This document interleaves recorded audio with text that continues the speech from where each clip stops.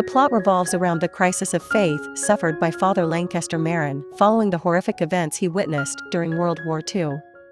After World War II, Marin is an archaeologist in Cairo when he is approached by a collector of antiquities who asks him to come to a British excavation in the Turkana region of Kenya. This dig is excavating a Christian Byzantine church built circa 500 AD, long before Christianity had reached that region of Africa. The collector asks Marin to recover an ancient relic of a demon before the British can find it. Marin agrees and travels to the dig site. He is joined by Father Francis, a Vatican scholar on his way to missionary work in East Africa, but was diverted by the Vatican to ensure the church was not desecrated. Upon arriving at the site, Marin meets Major Granville, the British military officer in charge of the dig. Marin also meets the chief excavator, a brutish man with visible boils.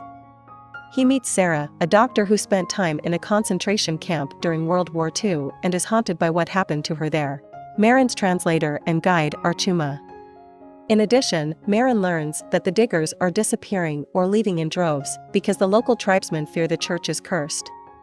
Marin witnesses a digger inexplicably experience a seizure. Marin visits the dig site. Only the dome is uncovered, the rest of the church is buried beneath the earth. Marin discovers that the church is in perfect condition, as though it had been buried immediately after its construction was completed. Marin, Francis, and Chuma enter the church through the dome. They find it in a near-pristine condition, but there are two oddities. First, all of the statues of the angels holding weapons are pointing the spears downward, whereas it is conventional for statues of angels to either have no weapons or to point them triumphantly toward heaven.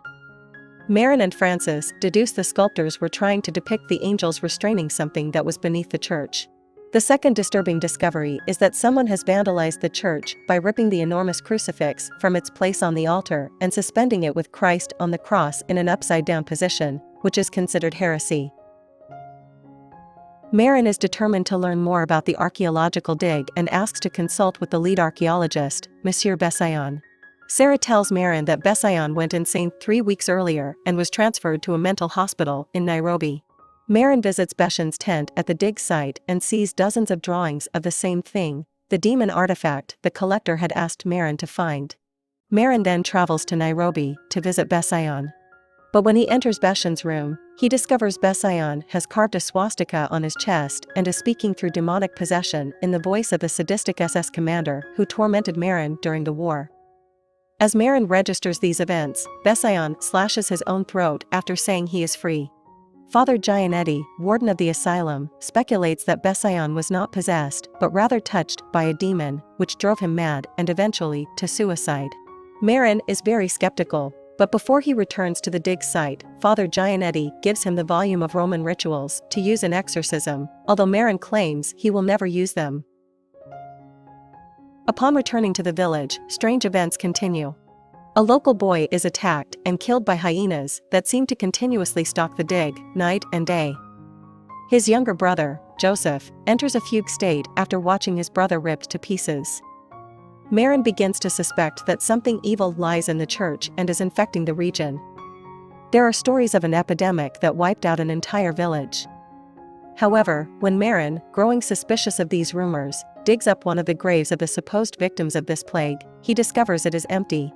Meanwhile, the evil grows, turning people against each other and resulting in violence, atrocities, and more bloodshed.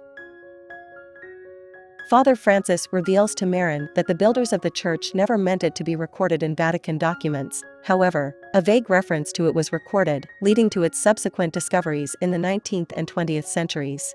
Francis also reveals that the church stands on the supposed site where Satan fell to earth after the war in heaven, and it was constructed by early Christians in an attempt to purify the evil that resides there. Beneath the church lies the ruins of an even older temple, but not a Christian one. Rather, in the ruins under the church, Marin and his allies find demonic icons and other signs of evil and Satanism.